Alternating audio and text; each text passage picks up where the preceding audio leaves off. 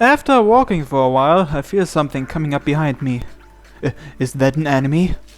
The grass shakes, and my pursuer shows himself. It's Chibi. Oh, it's you.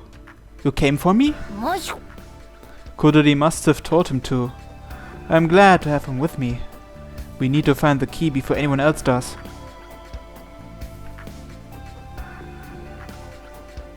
There's no time to stroll around aimlessly.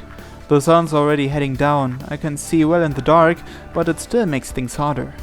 I jog through the forest. This place feels very different from before, probably due to all the monsters. I see inhuman tracks in random places.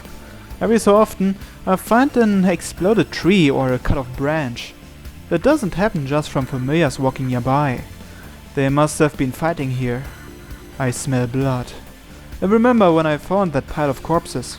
I slow down. I approach it carefully. Ow! What happened? Something hits my forehead. I look up. It's the heel of a shoe. There's a person impaled on a broken branch overhead. What? I desperately try not to scream. A huge amount of blood is flowing out of the body.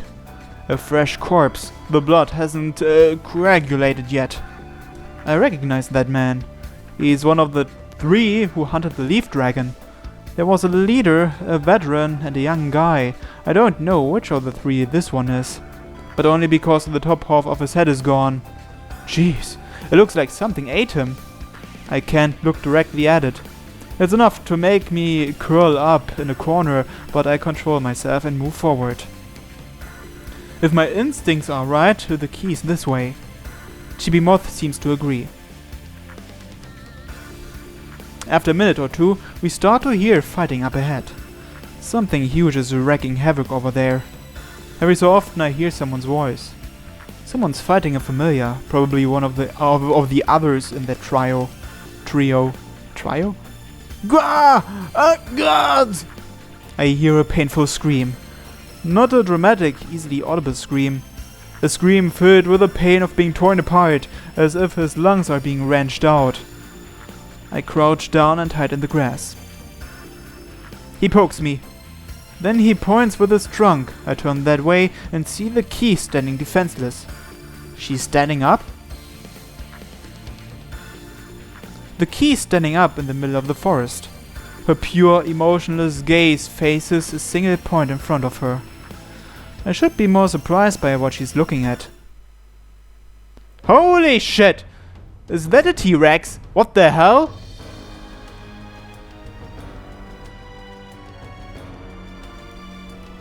This looks ridiculous. It's like a CGI scene from a movie. If I saw this in a theater, I'd probably be in awe of the detail. Of course I would be. This thing's real. A Tyrannosaurus Rex. Holy shit. A familiar based on the king of the Cretaceous period. 15 meters tall. Looking up at it would send anyone into a dumbfounded shock. My feet are glued to the ground and I shiver as if my guts are twisting. Is this a familiar? I feel renewed terror. Everything I've seen before is nothing compared to this. This is a real monster. An idealized form of violence created by the most powerful summoners. Chibi is shaking. His remaining instincts must be making him feel fear. Kotori was proud of Chibi capabilities, but that's just an overall assessment. All she meant was that his abilities are quite good considering his size. The T-Rex is far too big to take around town. In ancient society it could have been a symbol of national pride, but in modern times the fact that it stands out is inherently problematic. There are very few places where it can be used. If people see it, their organization is exposed. People will freak out, the media will have a field day, and everything will be revealed. It can't even be used for intimidation, much less assassination. Except out here, where no one can see it. It's clearly far more powerful than Chibi. It might even be stronger than the leaf dragon. That's what my senses tell me. Fighting against it are 2 people. 2 of the mysterious men who took down the leaf dragon. But... damn it, what is this monster? A massive physique slips out of the T-Rex's hand. I shiver. He's already lost most of his right arm. I can't tell if that's blood, meat, or guts spilling out from the stump. The fact that he can still walk is amazing. But the man's running.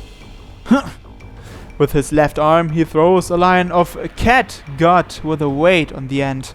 Normally, something like that could even kill a fox.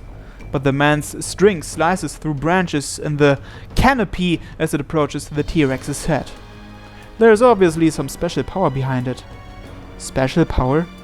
Superpowers. Nothing that rare nowadays. At least not in comics or novels. Evidently, that man can give his string exceptional slicing power. It's not an ordinary attack. If it can cut through branches like that, it can probably behead a man. Though it's not the most adaptable power. There's relatively little he can do with a string once he throws it out. Since it can't move to the side at all, it's a little like swinging a gigantic sword. Guns would probably be more effective. Considering how little time it takes for bullets to reach a target, that's just obvious. And you can't exactly snipe anything with that string.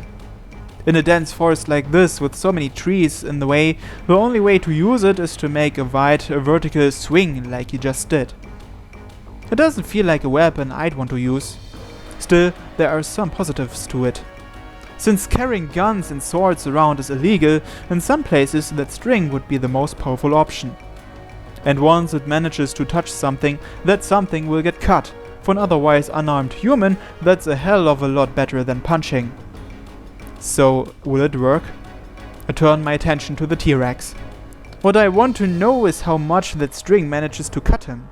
Then, something improbable happens. The dinosaur-type familiar evades it. It leaps diagonally forward, flying between the trees. A smooth motion, like an amphibian leaping from land into water. The leap was so fast it looked like the giant beast just vanished into the darkness. Not only that, but it landed to his side where he could no longer see it. Did ancient dinosaurs roar? I don't know. But this familiar didn't waste any time making noise. It uses the minimum possible movement. Its eyes can see through the darkness. Its body is strong enough to do whatever it needs to. So by the time the string harmlessly touched the ground, the man had lost track of the dinosaur. Where'd he go? He shouldn't have taken his eyes off it, even for a moment. No matter how confident he was in his attack, he shouldn't have let his enemy give him the slip. A tail thrusts out from the darkness and pierces the man's body. Like the jump, it was a soft attack. To the familiar, it was probably a gentle poke. Attacks like that just don't fit common sense. But the man convulses and falls over. Even that tail is thicker than any wooden stake. The man's heart was probably crushed. The dinosaur killed him in the most efficient manner possible. That's completely backwards. Normally, the small guy should be able to run circles around the big one and surprise it. I just saw the exact opposite happen. Burn! From deeper inside the forest, I hear a scream of desperation. The leader of the trio is still alive. I can't see him. He's fighting somewhere else. A few seconds later, I hear another scream. Did they get him? Those three took out the leaf dragon without a scratch, but I better not stay here. I head towards the key. I grab her hand and pull. After that, I just run. Holy shit. A mother-frickin' T-Rex. I get pretty far away. Okay, we should be fine now. I have successfully recovered the key. Despite my urgency, she's been staring back the way we came. Did she really like watching that fight? Even though watching it could have gotten her killed? You think you are just a tourist, don't you? Conflict is definitely part of humanity. What will the key do now that she's seen that? Suddenly, Chibi becomes alert. Is there a familiar? I look around, but I don't sense anything. My senses may be superhuman, but they're no match for Chibi Moth. Chibi, what's the safest direction? Fortunately, I can make up for it with intelligent decision-making. I follow Chibi Moth, still pulling the key behind me. Something flies up in front of me. It's Chibi Moth. that small body falls limp at my feet. Eh? My eyes lock onto the thick branch in Chibi Moth's side. What the hell? Are you okay? I crouch down and try to check on him when something cold touches my neck. Hi, otsukare-san. What, someone with voice acting? Ore, Imamiya. Wasurechatta? I remember that guy. What's he doing here? Imamiya-san? It's the guy I bumped into when trying to buy a digital camera. I don't remember him telling me his name. But what's he doing here? Sorry, my pet just got hurt. Ah, それペットだったの。ごめんね。害獣かと思ったんで。He apologizes, but whatever he's holding to my neck doesn't move. Is this a knife? Wait, why? 天王寺くんさ、何してんのかな、こんなとこで。What do you mean? I try to stop myself from slipping up. If I answer casually like he wants me to, I'm screwed. I'll tell him something I shouldn't. I have to choose my words carefully. He's holding me down firmly. He clearly doesn't want me to try anything. Imamiya-san thinks I'm going to try something. So, who is he? No ordinary man would go this far into the forest, right? Well, maybe. The festival is pretty ridiculous. But what about you, Imamiya-san? What are you doing out here? いやー、バイトっすよ、バイト。A part-time job? 危険な動物がいるってんで、安全確保のためパトロールっちゅ。I've heard about that before. But why would they ask a guy like him to do that? That doesn't matter now. I'm worried about Chibi Moth. Damn, he's completely skewered. His legs are squirming. Could you please let go of me? 何してたの? His voice turns cold. I answer without hiding my frustration. I'm looking for humors for my club. でも、君のオカルト研究会って活動休止でしょ。How does he know about that? Is he a student of our school? I'm surprised and intimidated that someone outside the club knows that. I'm at a loss for words, so he asks more questions. それって何? 犬? He's my pet dog. Imamiya-san, I need to tend to him. Sorry, could you please let go of me? ああ、平気。もうそいつ致命傷だし、助かんねえよ。Well, shit. His voice changes. No kindness remains. Seriously, let me take him to a vet. 犬かね、それ。犬っぽいけどさ。おい、誰かいね? Yeah. A young man walks out from the trees. When did he show up? They talk to each other in the corner of my eye. どうそいつ、お前の目で。No, that's not a normal dog. Not at all. だしょ? そう思ったわ。あ、何? It's a mammoth, a very small one though. I've never seen this type before. When I realized he could see what Chibi Moth really was, I found some resolve. No matter what, I have to get away from them. I check where the key is. She's right over there. She's hiding behind a tree, looking toward us. And smiling. Seeing her smile at a time like this irks me. I need to shake off these two guys and drag the key and Chibi Moth back to Kotori, but can I do that?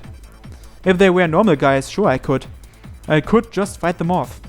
But if they aren't normal, I can feel him holding me. This isn't ordinary strength. He's several times stronger than a normal person. Don't tell me he's the same as me. At that point, the key walks out from behind the tree. You idiot, stay there! 暴れるなっての。状態分かってねえの。首切れっぞ。あとさ、他になんかいね、この。Anything else? こいつと、そいつと。He points to me and Chibi Moth. あと一つ、でけえ木みてえの感じるんだけど。I don't know, I'm not seeing anything. He looks around, but his gaze passes right over the key. My whole body relaxes. They can't see her. Based on what Kotori said, the key's powers are very strong. The fact that I can see her so easily is very rare, and most people aren't so lucky. I have a chance. Excuse me, but... はい、聞いてるよ。Imamiya-san, are you working for the government? あ？何言ってんの? Well, I was wondering if the government had people to hunt Yumas. あ？とぼけちゃってまた。Huh? 政府だ？そんなんでごまかせるかっての。バカだよお前。あいつらに加担しちまうなんてよ。 Helping who?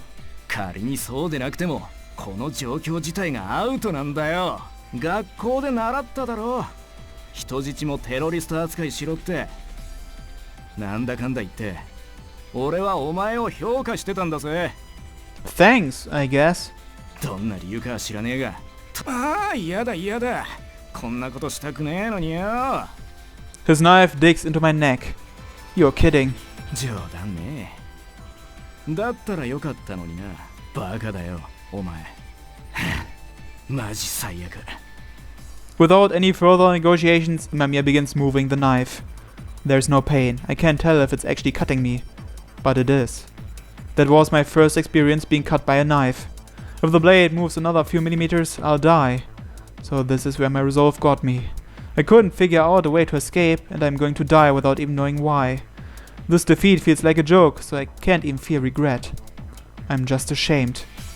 I see. It's embarrassing to be this clueless. I'm the only amateur on this strange battlefield. There was never anything I could do. At least I understood that before I died. At that moment, Chibi makes his move. What?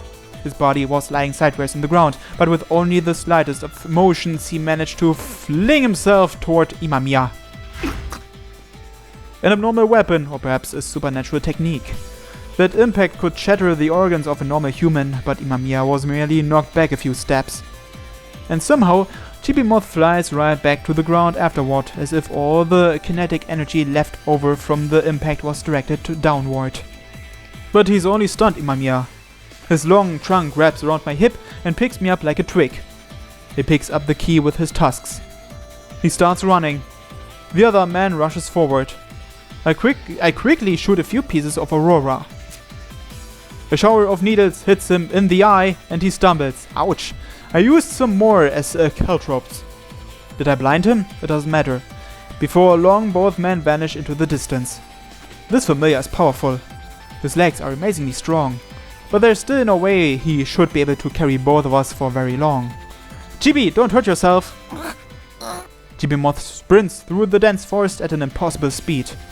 Since he's not wearing a saddle or anything, riding him is just painful. The scenery keeps lurching up and down. I'm completely at his mercy. I cling to his back for dear life. The leaves hitting my face are painful at this speed. How is he going this fast? I'm just in awe of it. But the speed is beyond what even he should be capable of. It feels like something he's paying a price for. Stop, Chibi! We've already lost them! Somehow that spurred Chibi to start running even faster. Hey! I can see the key smiling faintly in his tusks. Chibi, stop it! I can't run on my own! Hey! His sprint won't end. But I feel a faint scent of death in his running. The last glimmer of life.